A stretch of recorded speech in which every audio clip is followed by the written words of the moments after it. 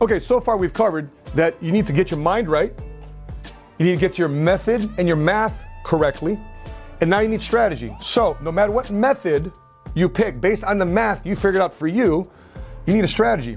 And you need what I call the 3 C's. You need to get capital, which is $500, or you might invest that capital, that $500, into getting you some credit. You might want to get some business line. You want to invest in a corporation where you can establish a business line of credit. You want to extend your personal line of credit. You want to invest in a course that teaches you more of that stuff with that $500 initially. So it may not be necessarily an investment, but you invest into a course, into an information product, into a book or a course that gives you the further strategies, further methods, and how to become a millionaire based on one of these areas that you've chosen for yourself. So number one, how to invest smartly that capital. You got to figure that stuff out. No matter what you invested that capital in, guess what you got to start doing then? You better start making money. You got to have cash flow.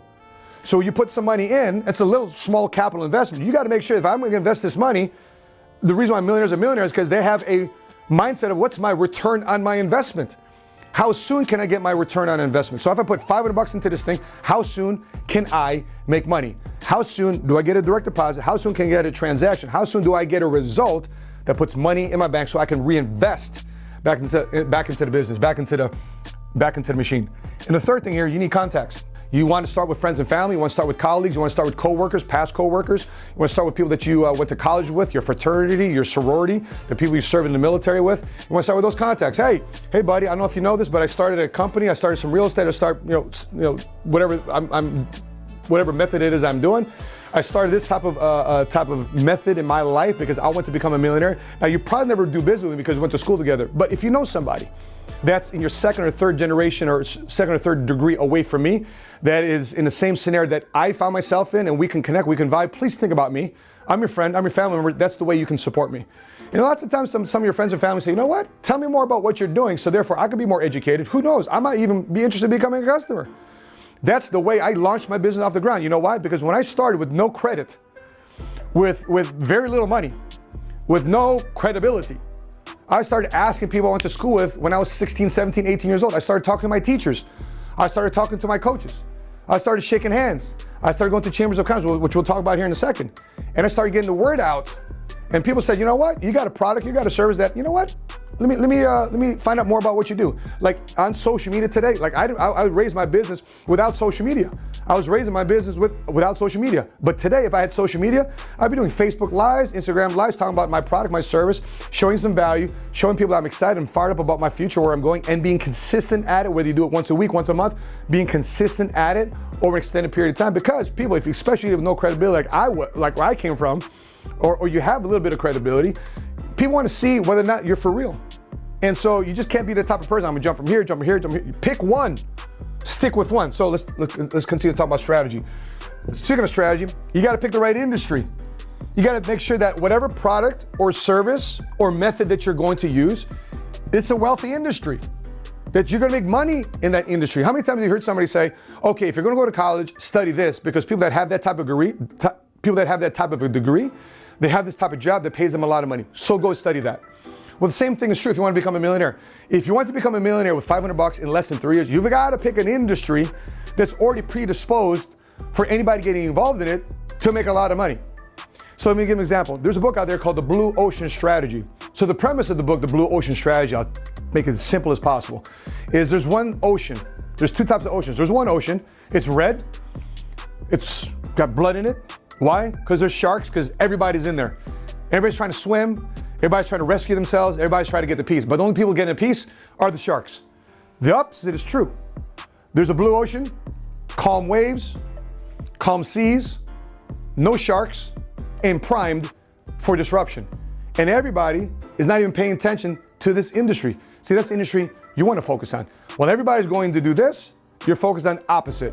And I'll give you a prime example. I picked an industry 20 years ago where I was just trying to be a salesperson, individual, me, myself, and I, right? And because the industry was very wealthy and the margin and commissions were wealthy, I started making $100,000, $200,000, $300,000 a year. I was able to sustain myself, live in a very wealthy type of neighborhood, put my kids through the best schools, give my kids the best education and healthcare plan possible with what I had. Because I picked an industry where X amount of sales would earn a six-figure, that would earn a six-figure income. I wasn't thinking that big of making seven figures because I wasn't surrounded with the right people nor the right strategy. But because I picked the right industry, I was still making six figures. So the third point is here. Now you need the next 15 moves. You know, Patrick Bet-David talks about, you know, a chess master knows, a grandmaster playing chess knows these next 15 moves. Amateurs know the three to five moves, right? Beginners, 5 to 10 moves. Experts, right, 10 to 15. But the grandmasters know the 15 to 20 moves. So if you want to be a grandmaster in finance, you want to become a millionaire with $500 in less than 3 years, guess what you have to identify and start mapping out right now?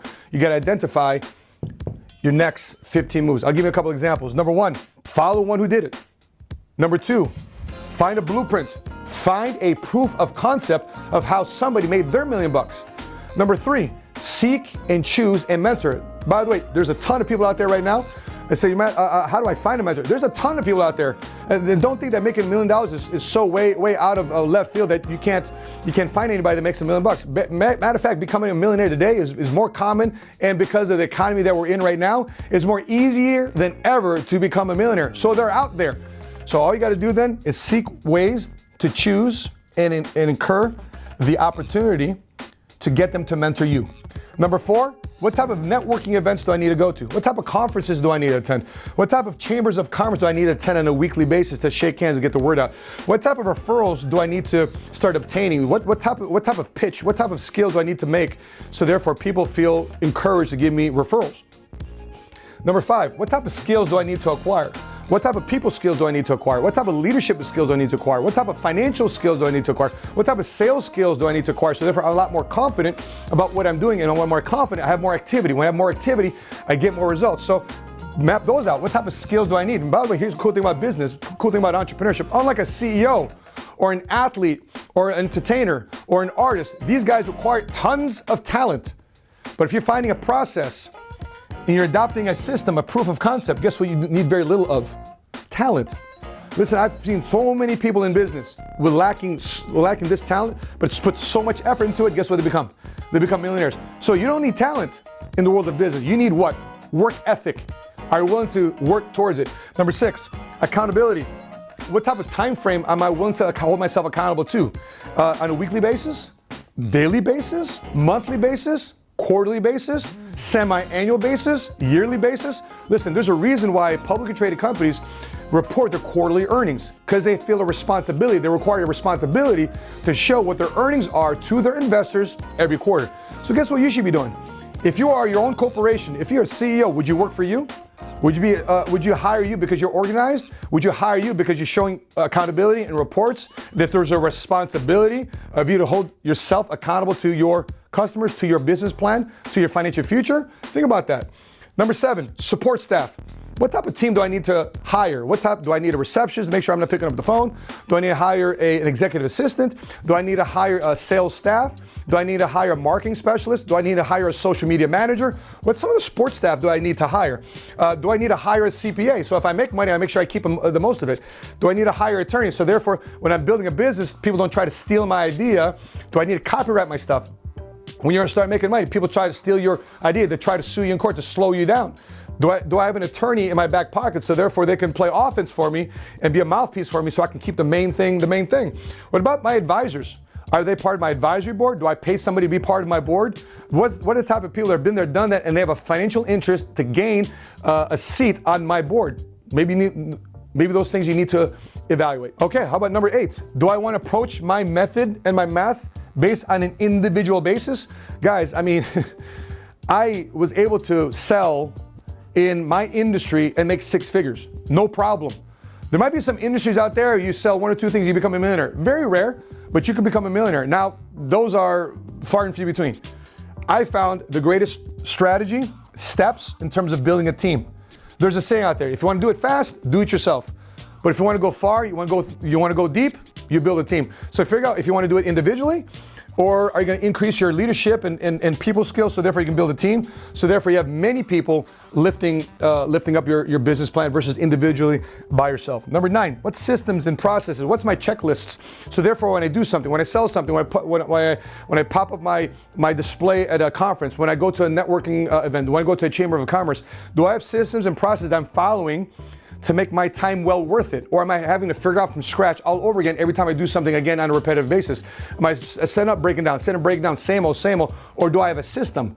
Am I winging it and shooting it from the hip? Or do I have a specific target process on how to maximize the time I'm spending at these so-called events? So with that being said, these next steps for you: make your first $100,000, scale, make it to 250, scale some more, 500,000, scale some more. Next thing you know, boom, you hit your $1 million income.